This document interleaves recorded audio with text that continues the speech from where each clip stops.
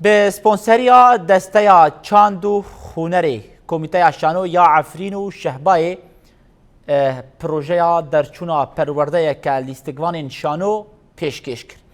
ده پرورده آماده کردن لیستگوانان ده بشدار لسر وانین تئوری و پراتیکی خاطنه پرورده کردن و تگاه شانوگری و گهاندنا نامیان هاتن شیروه کردن. پرورده 25 روزان دوام کرد به پیشکش کردن شانوی که بناوی گرا پیشروژه بداوی بو پشتی پیشکش کردن شانوی باورنامه لسر کسین درچونی هاتن بلاف کردن. اندامی کنومه دوی 25 رونا دا هم در باسی پرورده شانو بین یعنی وی دمیده مناس کر شانو چیه انسانی دوی شانوگر نه وک انسانی که عادیه یعنی همکانن وقت ببین به عربی رسول نه یعنی دخوازن در عالم رسولا که شو واقع تحولین اندکن مثلا شانو وشملت را دا قدمینن هیرو زادن